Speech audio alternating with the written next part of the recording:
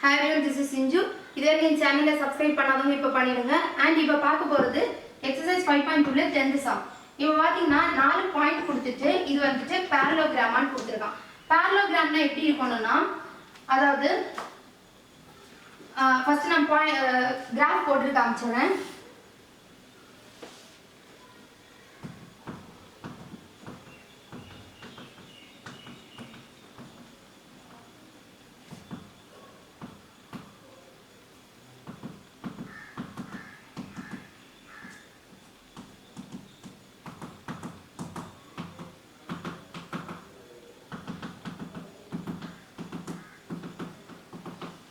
Okay, first point பாத்தீங்கன்னா 2.5, 3.5 இல்லையா?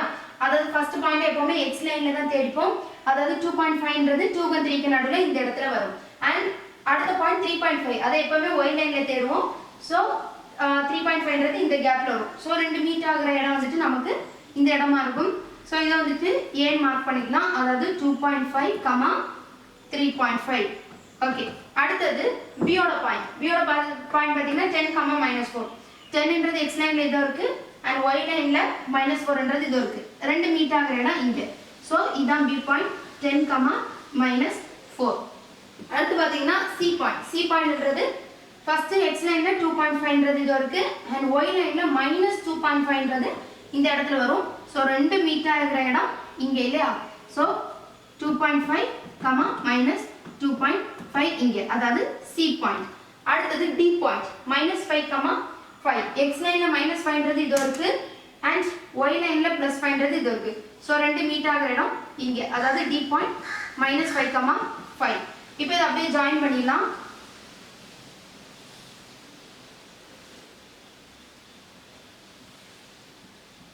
Okay, அதாவது போர்ட்ல நான் இப்படி வந்து நோட்ல போடும்போது கரெக்ட்டா ஒரு parallel ஷேப்ல வரும். ஓகே, இப்போ வந்து இது parallel பார்க்கிறதுக்கு என்ன பண்ணனும்னா, ஆப்போசிட் அதாவது slope of opposite side should be equal.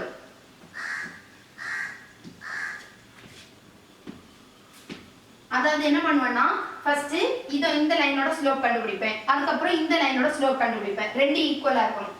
அதுக்கு அப்புறம் இதோட ஸ்லோப் கண்டுபிடிப்பேன், இந்த லைனோட ஸ்லோப் கண்டுபிடிப்பேன். அது ரெண்டு ஈக்குவலா இருக்கணும். அடுத்து diagonals bisect each other. Diagonals bisect each other.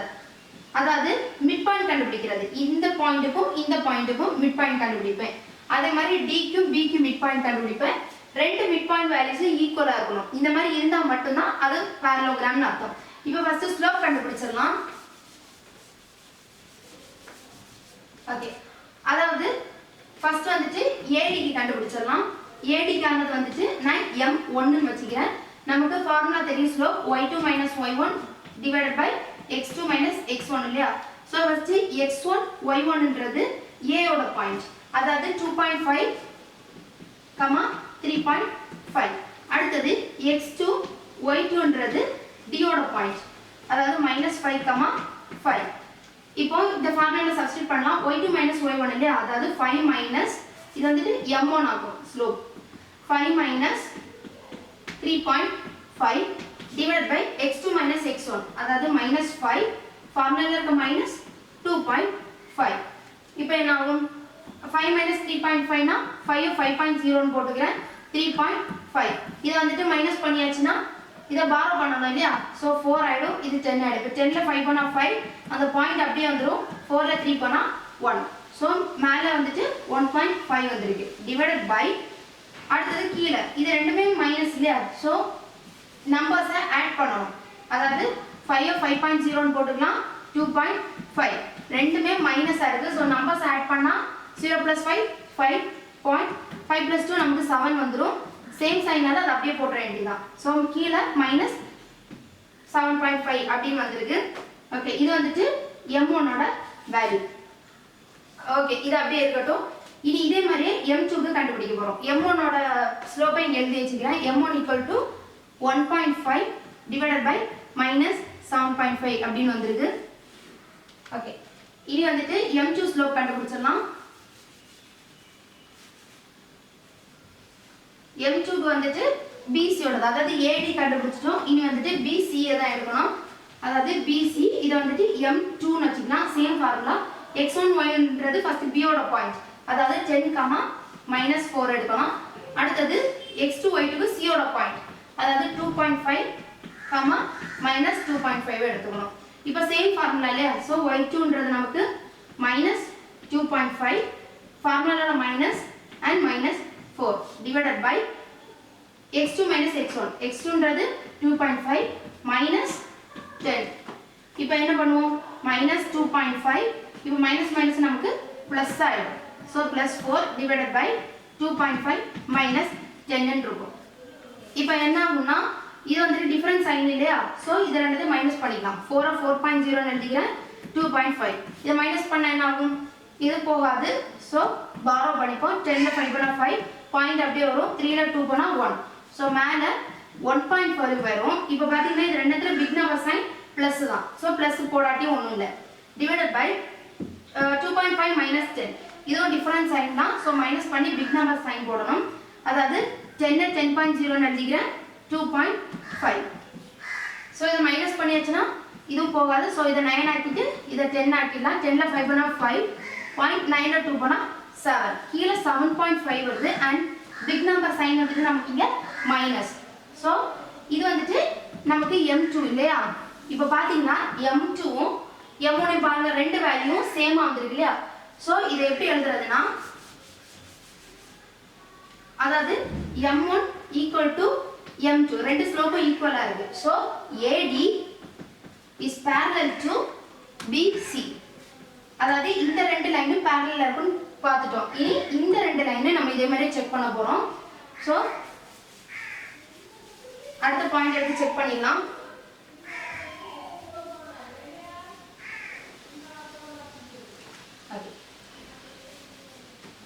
இப்போ m3 கண்டுபிடிக்க போறோம். அதாவது இந்த பாயிண்ட்க்கு CD தான் m3. Same formula y2 y1 divided by x2 x1. ரெண்டு பாயிண்ட் கொடுத்தாலே ஸ்லோப்போட ஃபார்முலா இதுதான். ஓகே, m3 ஸ்லோப் பார்க்கலாம். அதாவது இது வந்துட்டு x1 y1ன்றது நமக்கு c ஓட பாயிண்ட். cன்றது நமக்கு 2.5, -2.5 and x2 y2ன்றது நமக்கு d ஓட பாயிண்ட், அதாவது -5, 5. இப்போ சேம் ஃபார்முலா சப்ஸ்டிட்யூட் பண்ணிடலாம். 5 இருக்கு, மைனஸ், அதாவது இந்த ஃபார்முலால மைனஸ் அண்ட் y1 ஓட value divided by x2 x1 ஓட வேல்யூ 2.5. இப்போ நாம இங்க மைனஸ் மைனஸ் பிளஸ் ஆயிடும் இல்லையா. ஸோ 5.0வும் 2.5 பிளஸ் பண்ணா நமக்கு 7.5 வருது இல்லையா. ஸோ மேலே 7.5 அண்ட் கீழே செக் பண்ணிடலாம். டிவைடட் பை இது பார்த்தீங்கன்னா ரெண்டு சேம் சைன், ஸோ கீழே ஆட் பண்ணிட்டு அதே சைனை போட்டுருவோம். அதாவது 5 2.5 இப்போ தான் ஆட் பண்ணி பார்த்தோம், 7.5 தான் வரும். இங்கே ரெண்டுமே மைனஸ்னால சேம் சைனை போட்டுட்டுருவோம். இப்போ பார்த்தீங்கன்னா இது கேன்சல் ஆகும். பேலன்ஸ் m3 = -1 அப்படின்னு வரும். அதாவது m3க்கு இப்போ நம்ம -1ன்னு வந்திருக்கு. இந்த பாயிண்ட், இந்த ஸ்லோப்போட வேல்யூ இருக்கட்டும். அடுத்தது m4 கண்டுபிடிச்சிடலாம்.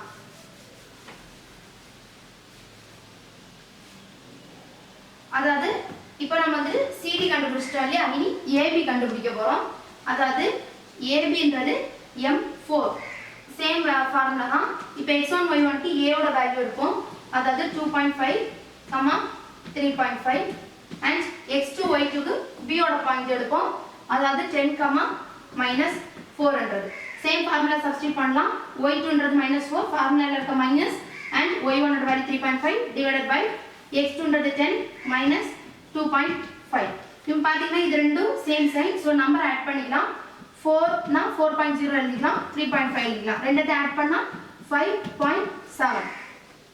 அதாவது சேம் சைனால அதே சைன் அப்படியே வந்துடும் இல்லையா. ஆட் பண்ணது 7.5 டிவைடட் பை 10ல 2.5 போனாச்சுன்னா சேம் 7.5 தான் வரும். பார்த்துக்கலாம். அதாவது 10னை 10.0 எழுதிக்கலாம், அதில் 2.5 போடலாம் இல்லையா. மைனஸ் பண்ணணும்னா நம்ம பாரோ பண்ணணும். 10ல 5 பண்ணா 5, பாயிண்ட் அப்படியே வந்துடும். 9ல 2 பண்ணா நமக்கு 7. பிக் நம்பர் சைன் வந்துட்டு இது ப்ளஸ் தான் வருது. ஸோ ப்ளஸ் போடாட்டி ஒன்றும் இல்லை, 7.5. இங்கே நாமும் இது கேன்சல் ஆகிடும். ஸோ m4ஓட வேல்யூ நமக்கு -1 தான் வருது. அதாவது இந்த மைனஸ் இதை கேன்சல் பண்ணனால 1 வருது. ஓகே, இப்போ m3 m4 ஈக்குவல் ஆகிருக்கு இல்லையா. அதை எப்படி எழுதுறதுன்னா, m3 equal to m4 ரெண்டு ஸ்லோப் ஈக்குவலா வந்திருக்கு ரெண்டு ஸ்லோப் ஈக்குவல்னால DC is parallel to AB okay இந்த லைன் அதாவது இந்த லைனும் parallel போட்டோம் இந்த லைனும் parallel போட்டாச்சு இனி ரெண்டெண்ணத்துக்கும் மிட் பாயிண்ட் கண்டுபிடிக்க போறோம் ஓகே மிட் பாயிண்ட் ஃபார்முலா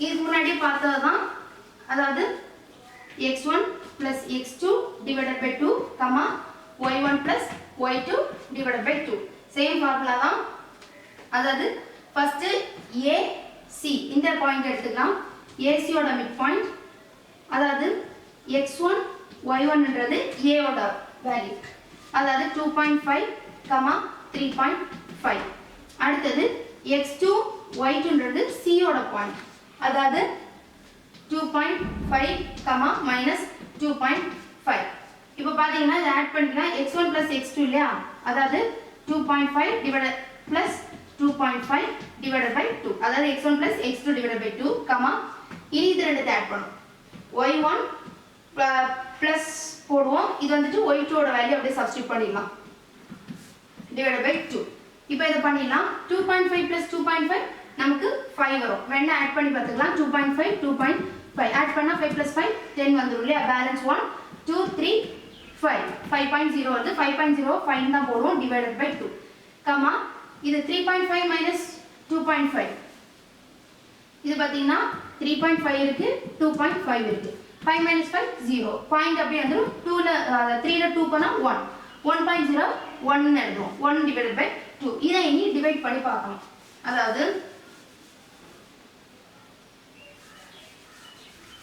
இத டிவைட் பண்ணா என்ன ஆகும் 5 2 ஆல டிவைட் பண்ணியாச்சுனா 2 2s are 4 போடும் பேலன்ஸ் 1 வரும் அதாவது இனி என்ன பண்ணுவோம் இங்க பாயிண்ட் வச்சு இங்க ஒரு 0 ஆட் பண்ணி 5 2s are 10 ரிமைண்டர் 0 so 2.5 வரும் so 2.5 கமா அடுத்து 1 divided by 2 இல்லையா அத டிவைட் பண்ணா அதாவது 1 divided by 2 இங்க நாம ஃபர்ஸ்டே போகாது so ஒரு பாயிண்ட் வச்சிட்டு இங்க ஒரு 0 ஆட் பண்ணுவோம் 5 2s are 10 ரிமைண்டர் 0 so 0.5 வருது இத நீங்க டைரக்டா பண்ணா கூட ஓகே அதாவது 5 divided by 2 னா 5 ல நேர் பாதி நமக்கு 2 வரும் அதே மாதிரி 1 divided by 2 னா 1 ல நேர் பாதி 0.5 இப்படியே எழுதிட்டா கூட கரெக்ட் தான் ஓகே இப்போ ஃபர்ஸ்ட் AC அதாவது AC ஓட மிட் பாயிண்ட் நமக்கு இந்த வேல்யூ வந்திருக்கு இனி இதே மாதிரி DB அதாவது DB க்கு எடுக்க போறோம் சோ DB பார்க்க போறோம் x1 y1 ன்றது D ஓட வேல்யூ அதாவது -5, 5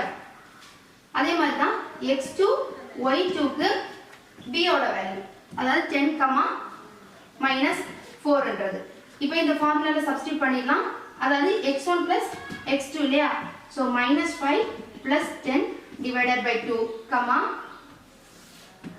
y1 plus y2 divided by 2 இல்லையா so 5 minus 4 divided by 2 இவ்வளவு வந்திருக்கு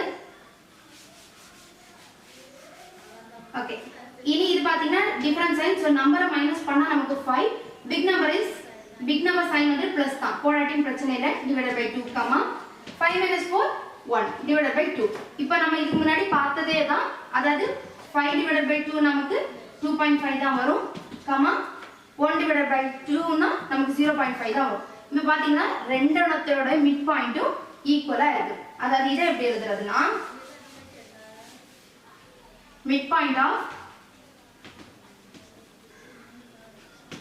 midpoint of இந்த AC equal to midpoint of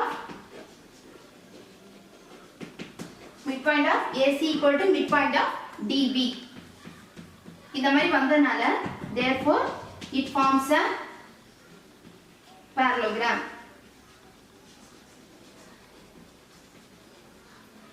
அவ்வளவுதான் கண்டுபிடிச்சாச்சு அவ்வளவுதான் இந்த some thank you and don't forget to subscribe my channel thank you